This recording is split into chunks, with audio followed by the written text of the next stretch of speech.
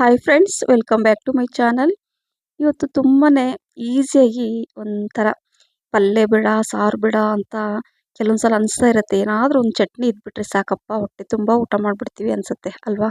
So ಹಾಗಾಗಿ ಇವತ್ತು ಇದು ಬ್ಯಾಚುಲರ್ಸ್ಗೂ ಕೂಡ ತುಂಬಾ ಯೂಸ್ ಆಗುತ್ತೆ ಅಂತ ಹೇಳ್ಬೋದು. ಈ ಥರ ಮಾಡಿಟ್ಬಿಟ್ಟು ನೀವು ವಾರಗಟ್ಟಲೆ ಯೂಸ್ ಮಾಡ್ಬೋದು, ಹಾಳಾಗಲ್ಲ, ತುಂಬ ಚೆನ್ನಾಗಿರುತ್ತೆ. ಜೋಳದ ರೊಟ್ಟಿ ಜೊತೆ ನಾನು ತಿಂದೆ, ಮತ್ತು ಚಪಾತಿ ಜೊತೆ ಎಲ್ಲದ್ರ ಜೊತೆ ತುಂಬ ಚೆನ್ನಾಗಿರುತ್ತೆ. ಪಲ್ಯನೇ ಬೇಡ ಅನ್ಸ್ಬಿಡುತ್ತೆ ಇದೊಂದು ಚಟ್ನಿ ಇದ್ಬಿಟ್ರೆ. ಹೌದು, ಇದು ತುಂಬ ಸರಳವಾಗಿ ಮಾಡ್ಬೋದು. ಹೇಳಿದ್ನಲ್ವಾ ಬ್ಯಾಚುಲರ್ಸ್ ಕೂಡ ಮಾಡ್ಬೋದು ಅಂತ. ಸೊ ಹೌದು, ಇದು ಬೆಂಡೆಕಾಯಿ ಚಟ್ನಿ ತುಂಬ ಸಿಂಪಲ್ ಆದ ಚಟ್ನಿ, ರುಚಿ ಮಾತ್ರ ರಿಯಲಿ ಅದ್ಭುತ ಅಂತ ಹೇಳ್ಬೋದು. ಬೆಂಡೆಕಾಯಿ ಪಲ್ಯ ಅಂತೂ ಮಾಡ್ತಾ ಇರ್ತೀರ, ಬಟ್ ಈ ರೀತಿ ಚಟ್ನಿ ಮಾಡಿ ವಾರಗಟ್ಟಲೆ ಕೂಡ ಯೂಸ್ ಮಾಡ್ಬೋದು.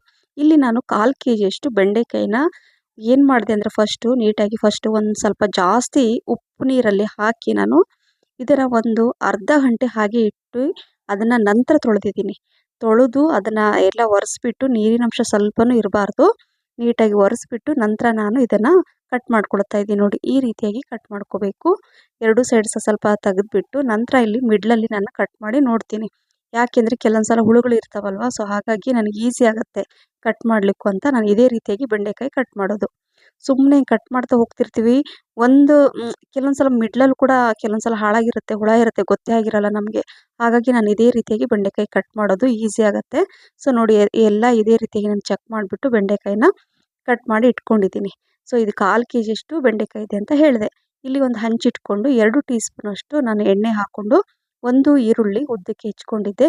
ಕಟ್ ಮಾಡಿರೋಂಥ ಈರುಳ್ಳಿನ ಮೊದಲು ಹಸಿ ವಾಸನೆ ಹೋಗೋ ತನಕ ಹುರ್ಕೋಬೇಕು. ನಂತರ ಈ ಬೆಂಡೆಕಾಯಿನ ಇದರಲ್ಲಿ ಹಾಕ್ಕೋಬೇಕು. ಕಟ್ ಮಾಡಿ ಇಟ್ಟಿದ್ದಲ್ಲ ಬೆಂಡೆಕಾಯಿ, ಅದನ್ನು ಹಾಕ್ಕೊಂಡು ಇದನ್ನು ಚೆನ್ನಾಗಿ ಹುರ್ಕೋಬೇಕು. ಹಸಿ ವಾಸನೆ ಹೋಗೋ ತನಕ ಚೆನ್ನಾಗಿ ಇದನ್ನು ಈ ಥರ ತೋರಿಸ್ತಾ ಇದ್ದೀನಿ ನೋಡಿ, ಈ ರೀತಿ ಹುರ್ಕೋಬೇಕು. ಸ್ವಲ್ಪ ಜಾಸ್ತಿ ಪ್ರಮಾಣದಲ್ಲಿ ಇದರಲ್ಲಿ ಒಂದು 10 ಹಸಿಮೆಣಸಿನ್ಕಾಯಿ ಹಾಕಿದ್ದೀನಿ. ಖಾರ ಕಡಿಮೆ ತಿನ್ನೋರು ನಿಮ್ಗೆ ಎಷ್ಟು ಬೇಕೋ ಅಷ್ಟು ನೋಡಿಕೊಂಡು ಹಾಕ್ಕೊಳ್ಳಿ. ಹಾಗೆ ಒಂದು ದೊಡ್ಡ ಎಸಳು ಬೆಳ್ಳುಳ್ಳಿ ಹಾಕ್ಕೊಂಡಿದ್ದೆ. ಬೆಳ್ಳುಳ್ಳಿ ಕೂಡ ಹಾಕ್ಕೊಂಡು ಇದು ನೀಟಾಗಿ ಚೆನ್ನಾಗಿ ಹುರ್ಕೋಬೇಕು ನೋಡಿ. ಯಾಕಂದರೆ ಈ ಬೆಂಡೆಕಾಯಲ್ಲೆಲ್ಲ ಅದು ಒಂಥರ ಲೋಳೆ ಲೋಳೆ ಬರುತ್ತಲ್ವ, ಅದೆಲ್ಲ ಏನು ಬರಬಾರ್ದು, ಆ ರೀತಿ ಹುರ್ಕೋಬೇಕು. ಸ್ವಲ್ಪ ಜಾಸ್ತಿ ಅಂದರೆ ಒಂದು 2 ದೊಡ್ಡ ಕಡ್ಡಿ ನಾನು ಕರಿಬೇವು ಸೊಪ್ಪನ್ನು ಹಾಕ್ಕೊಂಡಿದ್ದೀನಿ. ಇಲ್ಲಿ ನಾನು ಕೊತ್ತಂಬರಿ ಬದಲಿ ಕರಿಬೇವು ಹಾಕ್ತಾಯಿದ್ದೀನಿ. 1 ಟೀ ಸ್ಪೂನ್ ಅಷ್ಟು ಜೀರಿಗೆ. ಸೊ ಜೀರಿಗೆ ಕೂಡ ಹಾಕ್ಕೊಂಡು ಆ ಫ್ಲೇವರ್ ತುಂಬ ಚೆನ್ನಾಗಿ ಬರುತ್ತೆ ಫ್ರೆಂಡ್ಸ್. ಒಮ್ಮೆ ಈ ರೀತಿಯಾಗಿ ಟ್ರೈ ಮಾಡಿ, ರಿಯಲಿ ತುಂಬಾ ಚೆನ್ನಾಗಿರುತ್ತೆ. ಚಪಾತಿ ರೊಟ್ಟಿ ಜೊತೆಗಂತೂ, ಮತ್ತು ಬಿಸಿ ಬಿಸಿ ತುಪ್ಪನ ಹಾಕ್ಕೊಂಡು ಇದನ್ನು ಸೈಡಲ್ಲಿ ಇಟ್ಕೊಂಬಿಡಿ. ಆಹಾ, ಯಾವ ಉಪ್ಪಿನಕಾಯಿ ಬೇಡ, ಏನು ಸಾರು ಬೇಡ ಅನಿಸ್ಬಿಡುತ್ತೆ, ಅಷ್ಟೊಂದು ಚೆನ್ನಾಗಿರುತ್ತೆ. ಎಲ್ಲ ನಾನು ಹಸಿ ವಾಸನೆ ಗೊತ್ತಾನೆ ಚೆನ್ನಾಗಿ ಹುರ್ಕೊಂಡ್ಬಿಟ್ಟು ಸ್ವಲ್ಪ ತಣ್ಣಗಾದ್ಮೇಲೆ ಈಗ ಇದರಲ್ಲಿ ನಾನು ತರಿಯಾಗಿ ಗ್ರೈಂಡ್ ಮಾಡ್ಕೊಡ್ತೀನಿ. ಇಲ್ಲಿ ನೋಡಿ, ನಾನು ಈ ಚಾಪರ್ ನಿಮ್ಗೆ ಏನಾದರೂ ಬೇಕಾದರೆ ನಾನು ಇದರ ಲಿಂಕ್ ಕೂಡ ಕಳಿಸ್ತೀನಿ. ಸೊ ನೋಡಿ, ಸ್ವಲ್ಪ ತಣ್ಣಗಾದ್ಮೇಲೆ ಕೂಡ ಹಾಕ್ಕೋಬೇಕು, ಅಥವಾ ಸ್ವಲ್ಪ ಬೆಚ್ಚಗಿದ ಕೂಡ ಹಾಕ್ಕೋಬೋದು. ಸ್ವಲ್ಪ ರುಚಿಗೆ ತಕ್ಕಷ್ಟು ಉಪ್ಪನ್ನು ಹಾಕ್ಕೊಂಡು ಈಗ ಇದರಲ್ಲಿ ನಾನು ನೋಡಿ ಜಸ್ಟ್ ತರಿಯಾಗಿ ಪಲ್ಸ್ ಮೋಡಲ್ಲಿ ಇದರಲ್ಲಿ ಇದೇ ರೀತಿಯಾಗಿ ಮಾಡ್ಕೊಳ್ಳೋದು. ಇದರಲ್ಲಿ ಜಾಸ್ತಿ ಫೈನಾಗಿ ಏನು ಆಗೋದಿಲ್ಲ.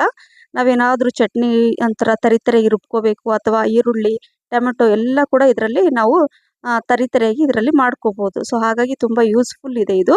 ಸೊ ಈಗ ನೋಡಿ, ಈ ರೀತಿಯಾಗಿ ನಾನು ಮಾಡಿಕೊಂಡು ಚಟ್ನಿ ಈ ಥರ ಗಾಜಿನ ಈ ಬಾಕ್ಸಲ್ಲಿ ನಾನು ತೆಗೆದಿಡ್ತೀನಿ. ಈ ರೀತಿ ಮಾಡಿ ಇಟ್ಕೊಂಡ್ಬಿಡಿ, ವಾರಗಟ್ಟಲೆ ಟೆನ್ಷನ್ ಫ್ರೀ ಆಗಿರ್ಬೋದು. ರುಚಿ ಮಾತ್ರ ರಿಯಲಿ ಫ್ರೆಂಡ್ಸ್ ತುಂಬ ಚೆನ್ನಾಗಿರುತ್ತೆ. ಬೆಂಡೆಕಾಯಿ ಇಷ್ಟ ಇಲ್ಲ ಅಂದರೂ ಕೂಡ ಇದನ್ನು ಮಾತ್ರ ಇಷ್ಟಪಟ್ಟು ತಿಂತೀರಾ. ಸೊ ಈ ರೆಸಿಪಿ ನಿಮಗೆ ಇಷ್ಟ ಆಗಿದ್ದರೆ ಲೈಕ್, ಶೇರ್, ಕಮೆಂಟ್ಸ್ ಮತ್ತು ಸಬ್ಸ್ಕ್ರೈಬ್ ಮಾಡಿ. ನಿಮ್ಮ ಫ್ರೆಂಡ್ಸ್ ಮತ್ತು ಫ್ಯಾಮಿಲಿ ಕೂಡ ಶೇರ್ ಮಾಡಿ. Thank you for watching. Bye.